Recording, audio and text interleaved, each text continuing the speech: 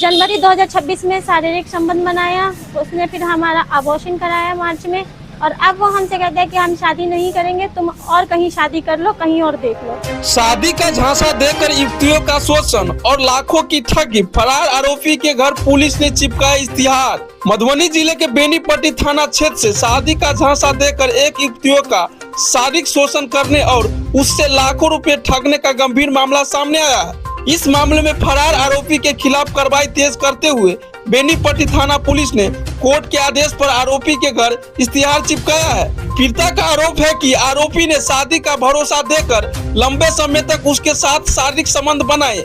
इस दौरान उसने अलग अलग बहाने से युवतियों से लाखों रुपए भी ले लिए, लेकिन जब पीड़िता ने शादी करने का दबाव बनाया तो आरोपी अपने वादे से मुकर गया और फरार हो गया।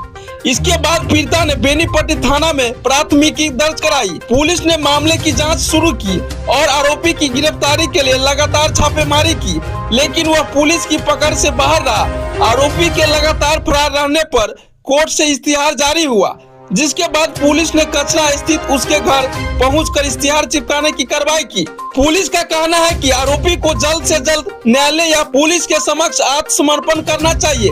यदि वह ऐसा नहीं करता है तो कानून के तहत आगे की सख्त कार्रवाई की जाएगी। वहीं पीड़िता ने प्रशासन से आरोपी के खिलाफ कड़ी कार्रवाई करने और जल्द न्याय दिलाने की मांग की है। पुलिस का कहना है कि मामले की जांच जारी है और सभी पहलुओं की जांच पर कानून के अनुसार आगे की कार्रवाई की जाएगी। फिलहाल इस पूरे मामले पर पीड़िता ने क्या कुछ कहा, देखिए हमारी इस रिपोर्ट में। अभी आप लोग प्रशासन का सहयोग ले रहे हैं, क्या मामला हुआ था पूरा? 2020 में वो हमारे जीजू के फोन से नंबर निकाल लिया, मोहम्मद जमाल। अब वो नंबर निकाल लिया है तो 2-3 महीने तक तो पहले हमें मतलब फ़ोन करके फोर्स करता रहा, ब्लैकमेल करता रहा। उसके बाद फिर हम उससे बात करने लगे, शादी का प्रलोभन दिया कि शादी करेंगे हम तुमसे, अपने घर वालों को बोलो। उसके बाद धीरे धीरे वो फर्स्ट टाइम हमसे मतलब कोक में वाइन मिला के हमारे साथ शारीरिक संबंध बनाया। उसके बाद जब हम उस पर केस करने गए तो उसके पेरेंट्स भी, उसकी मम्मी पापा सब बोले कि नहीं हम शादी कर देंगे। इस मामले में हम 2022 में उसके ऊपर दिल्ली में FIR भी किए।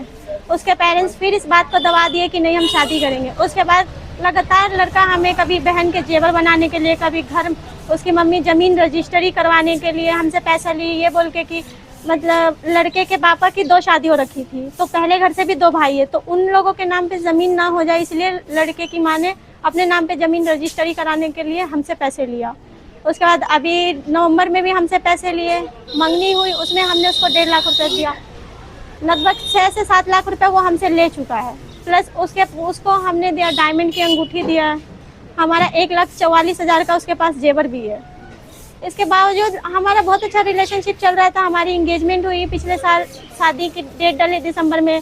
शादी से 1 महीने पहले लड़का हमको कहता है कि तुम जो शादी के लिए पैसा रख रखी है वो पैसा हमें दे दो, हम घर ढलाई करा लेंगे, उसके बाद तुमसे शादी करेंगे। हमने उसको पैसा दे दिया। उसके बाद कंटिन्यू वो हमें बिजी बता के फ़ोन, हमारा कॉल इग्नोर करने लग गया, बात नहीं करता था, काम का बहाना देता था। हालांकि पहले लड़का 24 घंटे हमसे बात करता था। उसके बाद हमारे घर वालों ने उसके पेरेंट्स से बात करने की कोशिश की। उनका भी यही कहना है कि हम नहीं जानते, अगर शादी करनी है तो 20 लाख रुपए दो, नहीं तो हम शादी नहीं करेंगे। हमारा लड़का डॉक्टर है, हालांकि वो अभी OT असिस्टेंट कर रहा है। पिछले 6 साल से उसका OT असिस्टेंट कंप्लीट नहीं हुआ है। अवैध रूप से नर्सिंग होम चलाता है, डिलीवरी, ऑपरेशन और अबॉर्शन ये सब करता है। उसके बाद वो हमारे साथ जनवरी 2026 में शारीरिक संबंध बनाया, उसने फिर हमारा अबॉर्शन कराया मार्च में, और अब वो हमसे कहते हैं कि हम शादी नहीं करेंगे, तुम और कहीं शादी कर लो, कहीं और देख लो, और नहीं तो हमारे घर वाले बोल रहे 20 लाख रुपए और एक कार दो तो हम शादी करेंगे। इसी मामले में मैंने बेनीपट्टी थाने में केस किया। पहले पंचायती की, पंचायत में कोई उसके घर वाले दबंग है, सब मतलब गाली गलौज किया, मारपीट किया, और वो लोग पंचायती को नहीं माने। उसके बाद हमने बेनीपट्टी थाना में FIR किया। FIR के बाद भी लड़का कह रहा हम शादी नहीं करेंगे, जो करना है कर लो, मेरा मामा ही बारीक दफेदार है।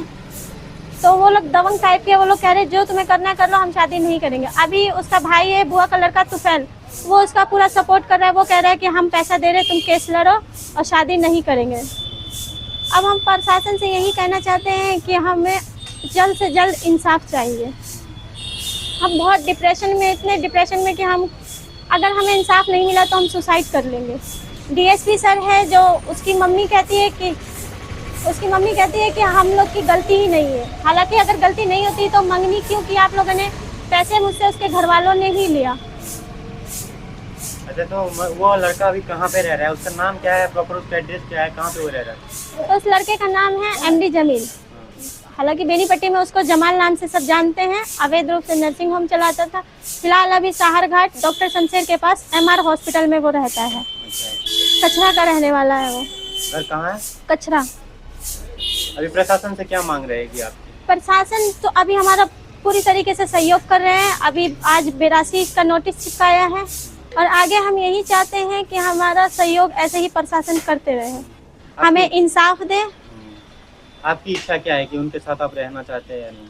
अब ये मामला पहले पंचायती में था, हम लोग के बीच था, तो वो नहीं माना। अब जब ये मामला कोर्ट में जा चुका है तो कोर्ट हमें जो फैसला कर दे, या शादी करा दे या तो फिर कोई भी फैसला करेंगे हम उस पर मंजूर रहेंगे।